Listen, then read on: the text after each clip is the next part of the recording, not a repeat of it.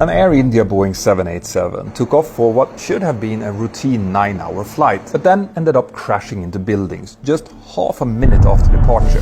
Finally, we have a preliminary report, and while it still doesn't include any definitive conclusions, it sheds a lot of light on what happened. Until this tragic event, Flight 171 was a daily service for Air India, departing early in the afternoon, and on this day the aircraft had been scheduled to depart at 13:10 local time. The flight's captain was a 56-year-old male who had a total flight experience of 15,638 hours, and nearly 8,600 hours was on the Boeing 787, of which 8,260 was as pilot in command. His first officer was 32 years old and had a total flight experience of 3,403 hours, of which 1,128 hours were flown on the Boeing 787. For this flight, the first officer was pilot flying and the captain was pilot monitoring. As part of their pre-flight preparation, the two pilots underwent some medical checks, including a breath analyzer test, which showed that they were both fit to operate the flight over to Gatwick. Both pilots also seemed to have gotten adequate rest before the flight, according to the report. One of the speculations we heard before the preliminary report was released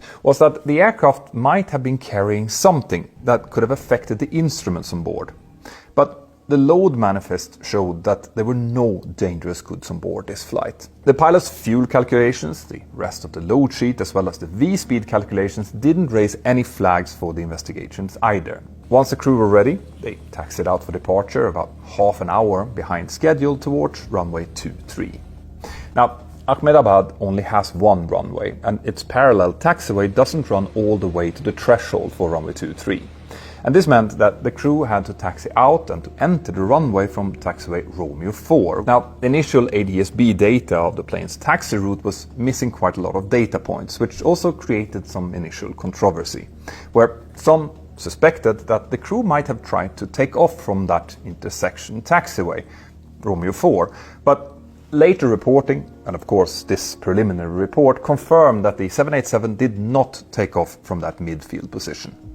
Instead, the flight crew backtracked to the threshold of the 3,505 meter or 11,500 feet long runway and then made a full-length takeoff. And initially all videos taken from this event showed that they achieved a normal positive rate of climb. But very soon, these same videos then showed that this climb flattened out and then quickly turned into a descent, one that the aircraft then never recovered from.